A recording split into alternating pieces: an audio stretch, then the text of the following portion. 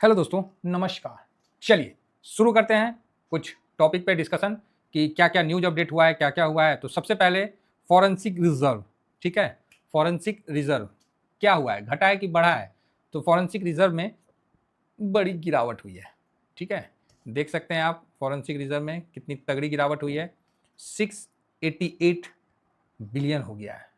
तो भाई स्वाभाविक है कि सरकार पूरा इंटरफेयर तो किया ही है, तभी तो 698 से 698.35 बिलियन से आपको 688.06 बिलियन, मतलब 10.29 बिलियन डॉलर भाई कम हुआ है फॉरेंसिक रिजर्व हमारे में, क्योंकि ऑलरेडी 725 बिलियन के आसपास था, तो वहाँ से कम हुआ है 728 के, तो इतना था, तो 728 बिलियन था, तो वहाँ से आपको इस गिरावट में इस तरह का आपको देखने मिला। और 10 बिलियन कम होना अपने आप में बड़ी बात है। उससे पहले भी हुआ था तकरीबन उतना ही।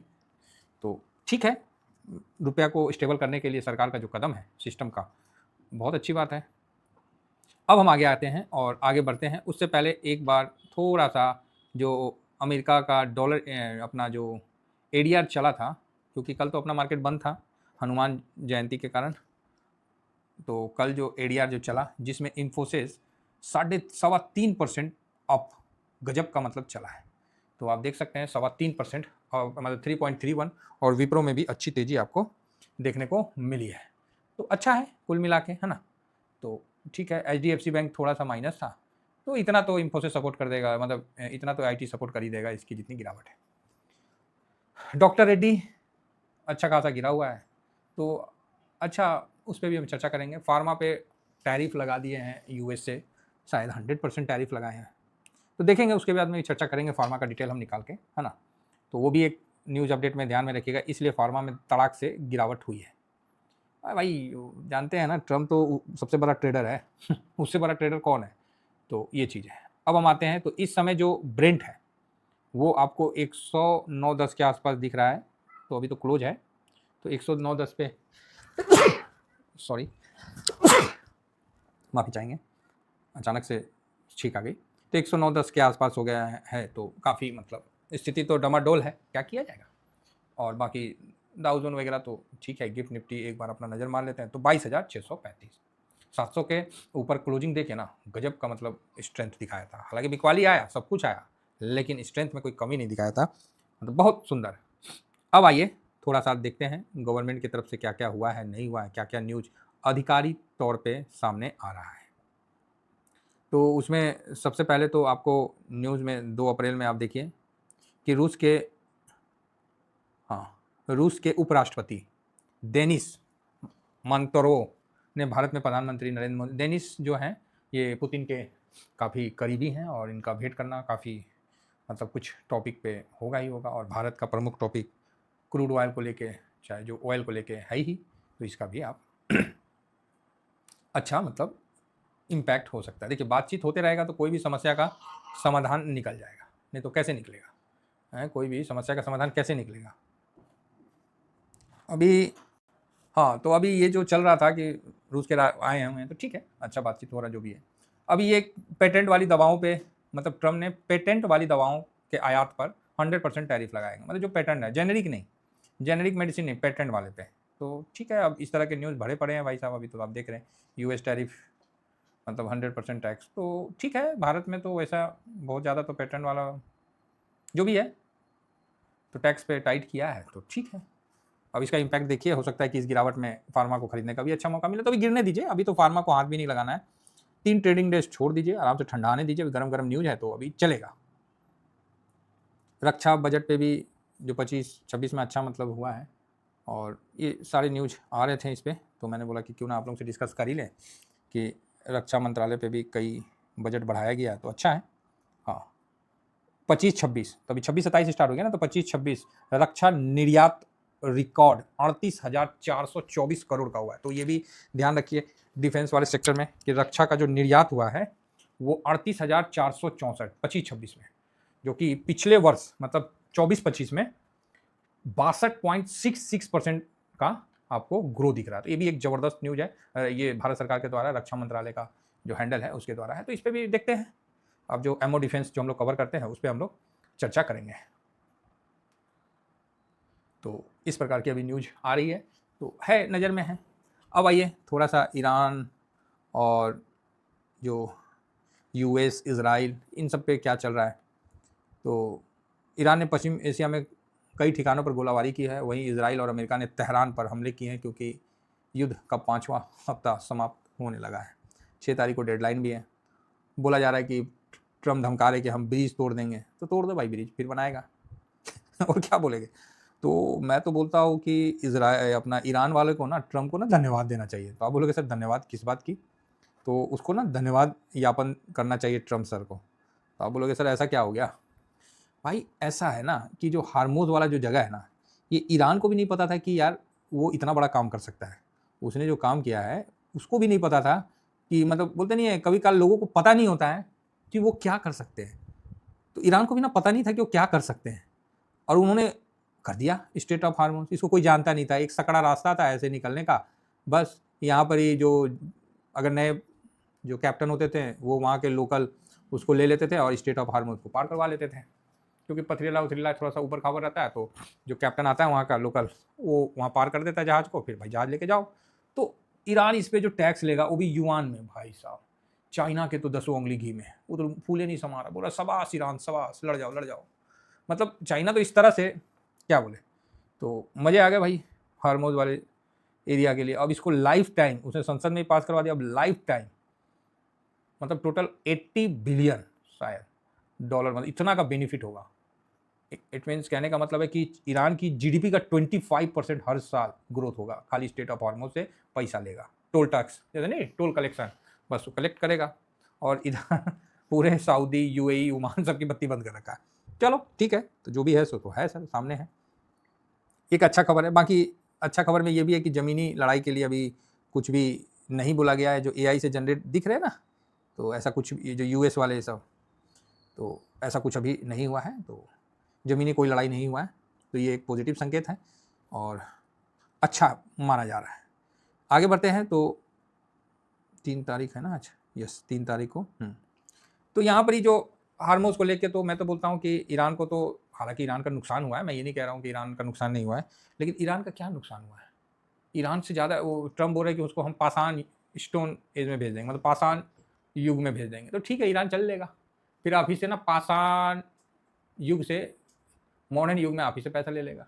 पहले ईरान को कोई पूछता नहीं था, आज देखो ईरान के जो ड्रोन है, हम तो बोलते हैं ईरान ड्रोन सप्लाई कर देगा ना, तो हमको लगता है कि वर्ल्ड का नंबर 1 मतलब ड्रोन सप्लायर में बन जाएगा। और उस पर जितने सेंक्शन थे तकरीबन हट गए, साथ में रसिया का भी कल्याण हो गया, उसके पे भी सेंक्शन हट गए, आराम से दोनों मज़े से बम बम। अभी तो सारा डिफेंस सिस्टम खराब, ईरान का ड्रोन घूम रहा है एकदम, वो भिन करके घूम रहा है। तो ठीक है, एक तरह से ईरान को एक पहचान मिल गया, अब इसको कोई कमज़ोर देश नहीं बोल रहा है। अभी का न्यूज है, बोल रहा है कि ईरान जो है मध्य भाग में, ईरान के मध्य भाग में IRGC द्वारा F-35 विमान गिराए जाने के बाद अमेरिका पायलट को पकड़ लिया गया। अल्लाह भाई साहब, एक और अचीवमेंट। और ईरान ने तो वो भी बोल दिया अमेरिका को कि अमेरिकी जनता को कि हमें आपसे नहीं कोई दिक्कत है, अब कोई हमारे घर में घुस के मार रहा है तो क्या। देखो ऐसा नहीं है कि मतलब इजराइल और ईरान का युद्ध था, अमेरिका इसमें इजराइल के पक्ष से आया है और आना पड़ेगा ना, नहीं तो इजराइल उसको बर्बाद कर देगा, अमेरिका को बर्बाद कर देगा। आपको क्या लगता है, इजराइल थोड़ा सा है, बंदे कम है, लेकिन उसकी टेक्नोलॉजी, उसका जो खुफिया है, मोसाक, ये सब सुपर है, कोई डाउट नहीं है इसमें। अब तो बोला भाई हम तो बंदे भी पकड़ लिया अमेरिका का तो भाई हो गया। मतलब हम बोले नहीं थे, जिसके घर अमेरिका को युद्ध में उतर के सोचा नहीं था कि इतना लंबा वो ईरान में खींच जाएगा। वो तो सोचा था कि 1-2 बम मारेंगे, 2-4 हफ्ता दिन में डूम डाम और निकल जाएंगे। तो ये भी सिचुएशन, अभी उसका F-35 मार गिरा दिया, सब इजराइल पे फोड़ेगा। अभी एक और मतलब न्यूज आ रहा है कि मिसाइल हमले को रोकने के बाद मलबे के गिरने से संयुक्त अरब अमीरात में 12 लोग घायल हुए। बताओ भाई, जिसमें 5 भारतीय भी हैं। भारतीय तो भाई हर जगह रहेंगे, है ना, हमें इतना टैलेंट है कि हम हर जगह रहते हैं। ईरान युद्ध में ट्रम्प ने कहा कि हम आसानी से हार्मोज जल जो भी है खोल सकते हैं, तेल ले सकते हैं और खूब धन कमा सकते हैं। वाह, जाओ भाई करो ट्रम्प कुछ भी बोल सकते हैं,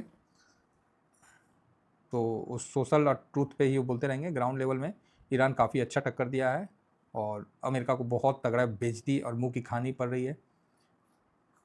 पूरा मिडिल ईस्ट देख लिया कि अमेरिका का क्या क्षमता है, क्या है, मतलब वाट लगा के रख दिया।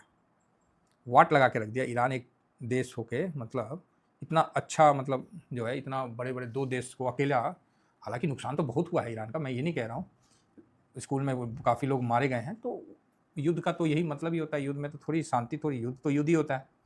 अब देखिए क्या होता है फाइनली इस युद्ध में। ईरान का पलड़ा भारी लग रहा है, भले ट्रम्प कितनों हल्ला करते रहे कि हम जीत गए, हम वो जीत गए, लेकिन पलड़ा जो है वो ईरान का भारी दिख रहा है। देखते हैं आगे क्या होता है नहीं होता है, उस पर अभी हम ज़्यादा टिप्पा टिप्पणी करना ठीक नहीं रहेगा, तो ओके ओके है ना।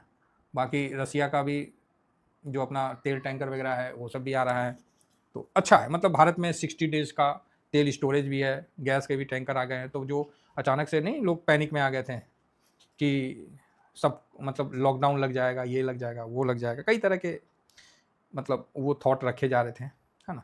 अब तो लोगों ने घर में इतना गैस भर लिया है कि कोई गैस भरवाने नहीं जाएगा कुछ दिन के बाद ना। वो हम लोग का तो इधर टेम्पो पे घूमता है तो पहुंचा दिया। अभी तो हमने भी गैस बुक किया तो 3 दिन के अंदर गैस मिल गया, ऐसा कोई मतलब पहले क्या था जिस दिन बुक करे अगला दिन आ जाता था, अभी 2 3 दिन 4 दिन लगा और पहुंचा के गया। ऐसा नहीं है कि अब तो कोई कुछ भी बोले मैं तो ये नहीं ना मानूंगा भैया, अभी तो पहुंचा के गया। तो मतलब जहाँ लोग ज़्यादा पैनिक हुए हैं वहाँ ज़्यादा मतलब इसका वो दिखा है। और शुरू शुरू में क्या है कि सब लोग 2 2 सिलेंडर भरवाने लगे, जहाँ पर ही किसी शहर में आता होगा 10,000 यूनिट, तो अचानक से 20,000 का, तो समझ ये दिक्कत हो ही जाता है। फिर काला बाजारी, तो हम तो बोलवे किए थे कि काला बाजारी होगा और उनको कमाने का ये टाइम रहता है, तो वही चीज़ है। अब यहाँ देखिए बॉन्ड यील्ड वापस से चढ़ गया, बॉन्ड यील्ड वापस से चढ़ गया, तो बॉन्ड यील्ड चढ़ने का अभी जो ये मतलब है ना ये ठीक नहीं है, लोग वापस से पैसा बॉन्ड में डाल रहे हैं। जापान का इन्फ्लेशन, अगर तेल के कारण जापान का इन्फ्लेशन बढ़ता है, जो कि 17 तारीख को आएगा इन्फ्लेशन का, अगर जापान रेट हाइक करता है सॉरी, जापान अगर रेट हाइक, पहले तो जापान में 0 था, अभी तो किया ना, ये दिसंबर में तो किया तो 0.25, और कहीं ना कहीं एक तलवार लटका हुआ है कि फिर जापान कहीं 25 से कहीं और ना बढ़ा दे इंटरेस्ट रेट। तो अगर जापान होता है तो फिर येन ट्रेडिंग का काफ़ी मतलब जो लोग वहाँ से फ्री फंड में उठा रखे ना, क्योंकि 0% में था, जापान बोलता था कि ले जाओ भाई अपना करो, मेरे को भी दो कमाई करके जो प्रॉफिट होता है, तो उस हिसाब से काफ़ी पैसा वहाँ से लिया गया था 0% ब्याज पे। तो उसका भी मतलब एक, क्योंकि लोगों को तो वहाँ पैसा चुकाना पड़ेगा ना, तो वो चक्कर हो जा रहा है। ऐसा तो नहीं ना कि ले लिया अब देना किस लिए, तो वो सिस्टम तो नहीं है, लिए हैं तो चुकाना पड़ेगा। तो ये भी चीज़ को हम लोग को ध्यान में रखना चाहिए। फिलहाल डाउ जोन वगैरह ठीक, अपना नेगेटिव तो नहीं है, नॉर्मल है, तो अच्छा है। तो कुल मिला के इन जो अभी जितने भी अपडेट हो रहे हैं तो उसके हिसाब से बॉन्ड का ही अभी बोलबाला दिख रहा है। कुछ लोग पूछ रहे थे कि सर बॉन्ड क्यों गिर रहा है, एल टी गिल्ट बीच, तो आप लोगों को ध्यान में होगा हमने आप लोगों को बोला था एल टी गिल्ट बीच क्यों गिर रहा है, तो मैंने आप लोगों को बताया भी था कि इसमें से जो हुआ था क्या बोलते हैं उसको, अभी आरबीआई का मीटिंग आया था, उसके बाद मैं बोला था कि भाई निकल जाओ, एक दिन का एंट्री लो, रेट कट होता है तो बेनिफिट होगा, नहीं तो निकल जाओ। जो पैसा है लिक्विड बीज, लिक्विड कैश, कई बार बोला है, फिर भी जो लोग इसमें रखे हैं एल टी गिल्ट बीज में, तो उनका कारण बता दे रहे क्यों नीचे आ रहा है। जब रेट हाइक होगा ना तो ये नीचे आएगा, रेट कट होगा तो ये ऊपर जाएगा। आपको क्या लगता है भाई रेट कट करेगी सरकार? आप बोलोगे ना ना रेट कट कैसे करेगी, तो फिर ये ऐसे ही थोड़ा सा गिरता हुआ जाएगा। तो इसी कारण से आपको ये गिरावट देखने को मिला है। आखिर हम लोग भी 29-23 पे कर देते, फिर 29-55 तक गया था इस समय, जो भी है 50 तक गया था, उसके बाद फिर नीचे आया। तो मेन कारण ये है कि रेट कट नहीं होने का चांस में बॉन्ड अपना पिट रहा है। चलिए, उम्मीद करता हूँ और कोई कारण नहीं है। उम्मीद करता हूँ कि व्यू आप लोगों को पसंद आया होगा। बाकी अपना टेलीग्राम है तो जरूर ज्वाइन करिए। जो फर्स्ट बार वीडियो को देख रहे हैं भाई सब्सक्राइब कर लीजिए। 2 चैनल है, ट्रेडर बार स्टॉक मार्केट है और एक ट्रेडर बार स्टॉक मार्केट 1.0, तो जरूर ज्वाइन करिए। बाकी इन वीडियो को जरूर स्टडी देखिए। जो गोल्ड और निफ्टी का जो डिफरेंस है ये आपको समझ में आएगा कि तेजी किस साइड में होना चाहिए। मैंने 19 साल का भी डाटा निकाला, 10 साल का भी निकाला, जरूर देखिएगा, इंपॉर्टेंट वीडियो है। और ये इन्वेस्टमेंट माइंडसेट के लिए हमने आपको बताया, साथ में करंट सिनारियो में कितना % में काम करना है इसको जरूर आप देखिएगा। समझ गए? चलिए, उम्मीद करता हूँ कि वीडियो आप लोगों को पसंद आया होगा। इतना ही कहकर अपनी वाणी को विराम देता हूँ। Thank you very much. जय हिंद, जय भारत।